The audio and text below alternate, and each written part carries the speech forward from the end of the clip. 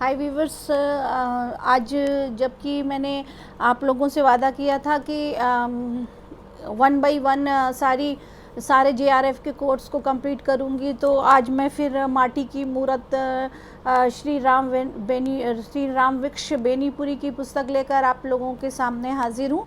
तो मैंने ये सोचा था कि आप को काफ़ी कुछ मैंने बता दिया था।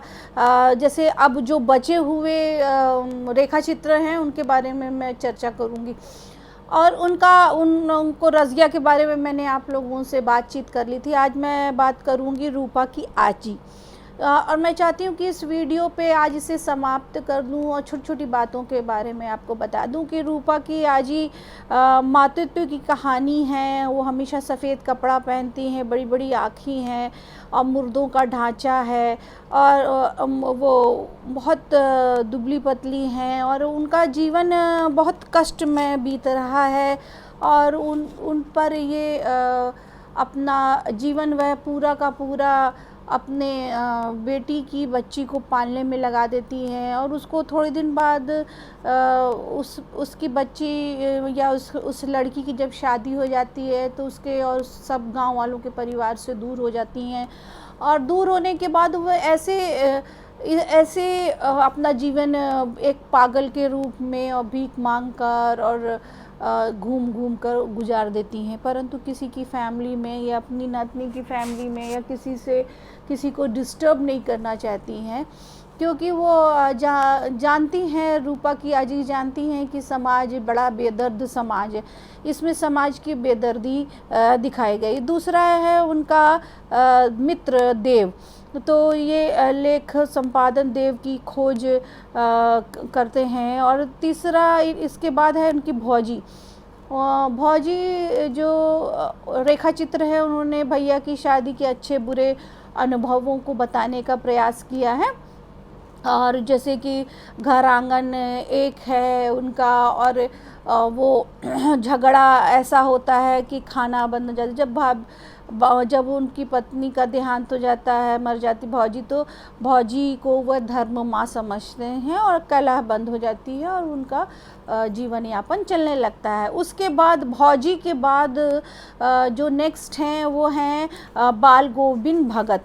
अब बाल गोविंद भगत के बारे में ये है कि वह जाति से तेली हैं, ब्राह्मण हैं, 60 वर्षीय हैं, तुलसीदास के भक्त हैं और तुलसीदास को साधु समझते हैं, और उनके गीतों के पाठ करने से ही उनका जीवन चलता है। बाल गोविंद भगत के बारे में ये उनका रेखा चित्र खींचते हैं। परमेश्वर के बिना, जैसे उन्होंने अब दिया है परमेश्वर, तो परमेश्वर को गांव का वो जो आवारा व्यक्ति है और गोरा है, छरहरा है, और उसका गांव जला दिया जाता है।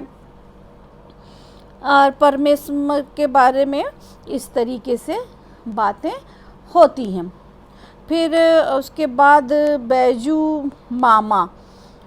मामा के बारे में उन्होंने बताया है कि बैजू मामा के नाम पर अजीब है, पटना जेल में उनकी अजीब स्थिति के बारे में सब बात करते हैं, और ये कहते हैं कि बैजू के नाम पर 30 साल की सज़ा मुकर्रर हो चुकी थी, क्योंकि उन्होंने बैल चुराए थे, और बैल चुरा कर इतना वो शर्मिंदा हुए जब उन्हें सज़ा हुई, तो फिर वो लौटकर गांव नहीं जाते हैं।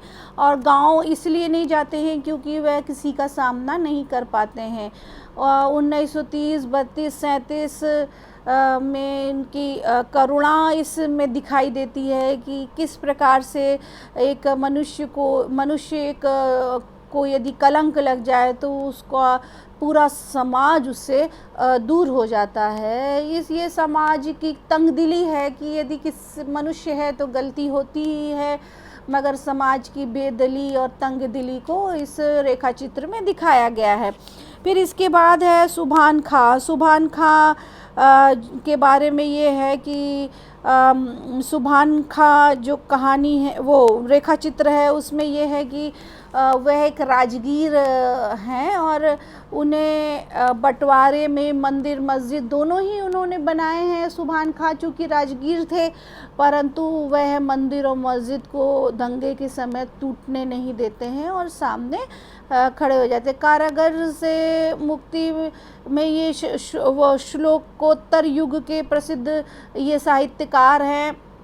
कारागार में भी इन्होंने कई यात्राएं की हैं। सच्ची देशभक्ति के कारण क्रांतिकारी थे और इन्हें शुक्लोत्तर युग के साहित्यकार आपको माना जा सकता है।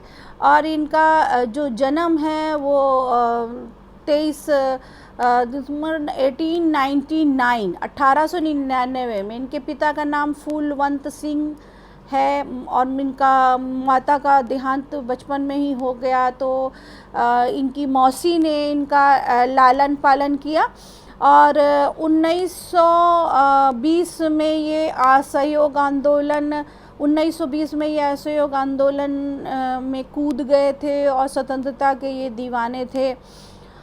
इनके अन्य कृतियों के बारे में बात करें तो चिंता के फूल कहानी है, गेहूं गुलाब एक और शब्द चित्र है, इनका 12 रेखा चित्र है।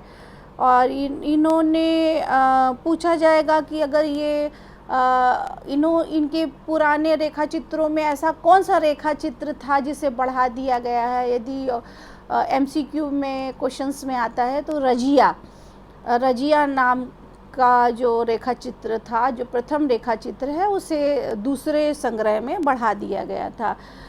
चूँकि ये मतलब निम्न वर्ग की थी, चूड़ीहारन थी, तो इसमें मुख्य बात क्या है, इस रेखा चित्र की लोकापवाद, अंधविश्वास और समाज की बेदिली, समाज की संग दिली, ये मतलब समाज का अंधविश्वास, संकुचित विचारधारा, ये सारी चीज़ें इस में माटी की मूर्तें श्री रामवक्ष मैनपुरी की विशेषता है। तो व्यूअर्स, आपको रामवृक्ष शर्मा नाम था पहले इनका, परंतु वह अपने गांव से इतना अधिक प्रेम करते थे तो उन्होंने शर्मा हटाकर अपने गांव बेनीपुर के नाम पर अपना नाम रख लिया और उसी नाम से ये साहित्य में जाने लगे। तो इसलिए मैं ये चाहती हूँ कि अगर आपने अभी तक मेरा चैनल सब्सक्राइब नहीं किया है तो प्लीज़ सब्सक्राइब करिए, कमेंट करिए, शेयर करिए और मैं जल्दी ही दूसरी वीडियो लेकर फिर से आपके सामने आऊँगी। Thank you viewers, thank you very much.